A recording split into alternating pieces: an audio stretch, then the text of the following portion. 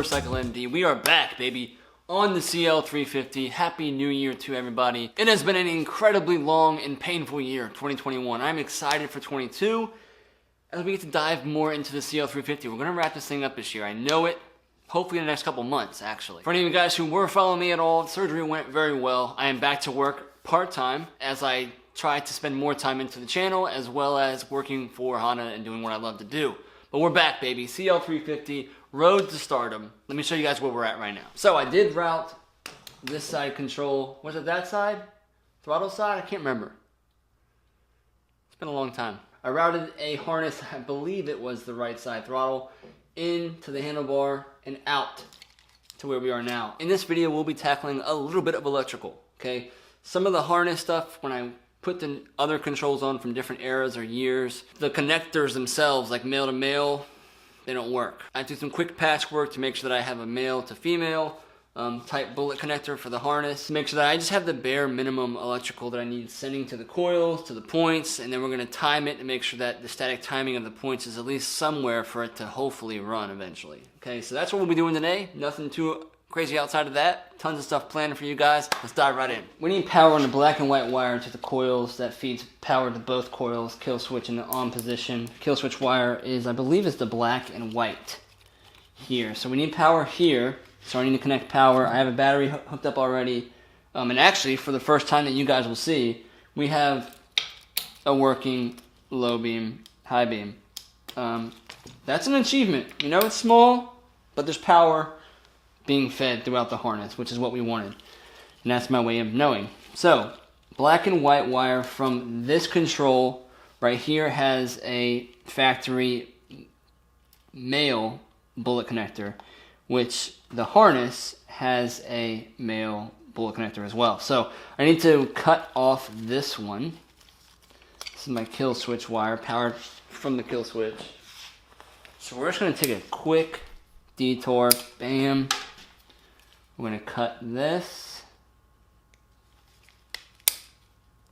right there. Gotta also make sure we have the right size male connector or female connector, because these smaller ones use a smaller size. And I need to put a little weatherproof sheath over that, as well as this female connector. So we'll drop that on.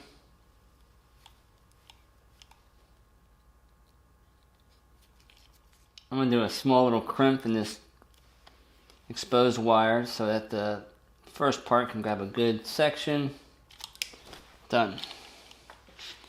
So black to white. Boom. Throw this shield over it so it can look nice and pretty. Alright, we're in there. So, key on, with a test light hooked up here, we should maybe see some power on this black and white double feed. And we got power there, which is perfect. That's what we want. So, kill switch off, kill switch on. You guys are seeing that red light.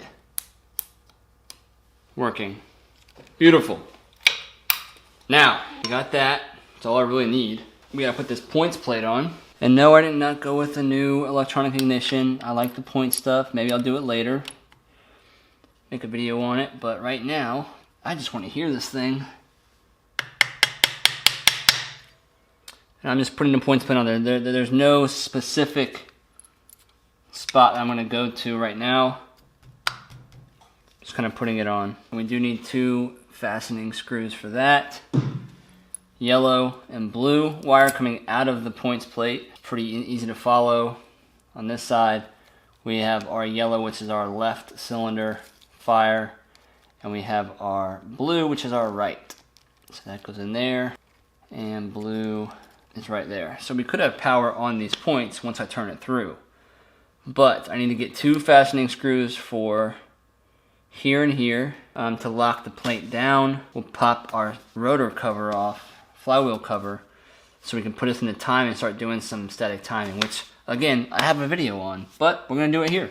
Got me just a quick little LED light right here.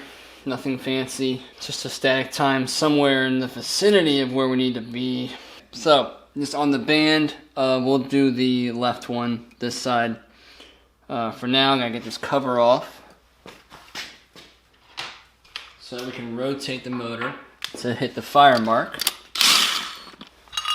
Awesome. Very difficult to get both the flywheel and the rotor and this light in the same shot and the points and get a good image of all of it. But ideally, you have a flywheel that has markings on it, okay? These ones actually have LF, LT, and then they have a standard F and T for the right side. So they're actually highlighting the fact that this is for the left cylinder, this is for the right cylinder. Our mark that we're going to be timing off of is right here. Okay, and because spark or fire always happens before the piston hits top dead center, we know that our rotation is going to be counterclockwise because the LF is first and then it's the LT. So it fires first and then the piston hits top dead center. So we're gonna go off of the left side first. Let's go ahead and put our timing light down here. I don't even know if the points are opening and closing right now, where it's set at. But we're gonna turn the key on, kill switch is on. We're gonna rotate this and see if my left point even wants to open, or where it's set at right now. A few moments later. And it was at this moment that I realized that my chassis is not grounded. Right. Because there's no chassis ground. Cool. So we should probably hook up a ground wire for the motor. That might be smart. See if I can just... Is there a difference in the light? It's on right now. Oh, there's a brighter section. So I should be able to see where it's firing at. So once that light gets brighter, that's the fire for that left cylinder. Should be rotating. Okay, so it's super early.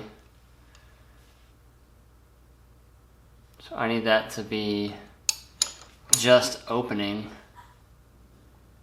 like there. Alright, light goes out. Light goes on.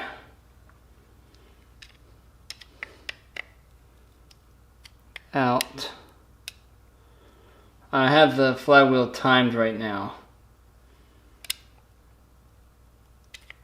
I want it right there pretty much. So we'll lock that in.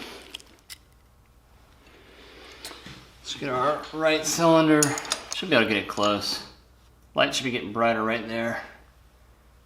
And it's not.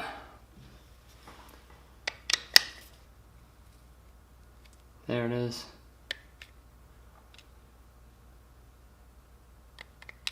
I'm holding the flywheel where I want it. I'm gonna go off.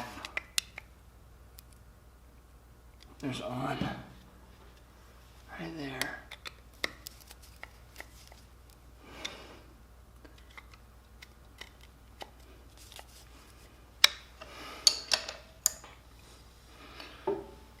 Alright, so left cylinder. Boom. So I'm kind of working backwards right now. So there's off on left fire. That's what we want. Let's check right fire out. Boom, on. It's just past the fire mark. I don't even know if this condenser is good. But I want it, boom, fire, and it's just past the F on that right side. So that's where I'm gonna leave it right now. Okay, because that's pretty freaking close to firing. And it will probably change. But just getting it to spit or sputter is what we want. So that's timed enough for your boy. I'm also going to add a chassis ground. I need to have a chassis ground for the motor. So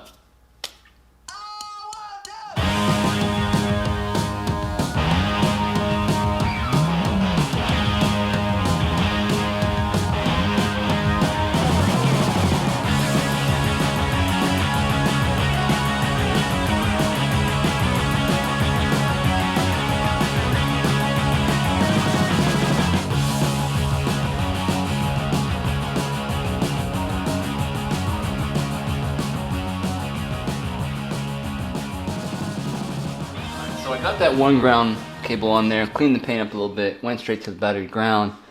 That would be our chassis and engine ground. Normally you'd have a little bit more metal on metal down here at the bottom and the front of the motor. What I can do to see if the motor is grounded right now is I can take my test light and take the ground wire and go straight to the positive side of the battery.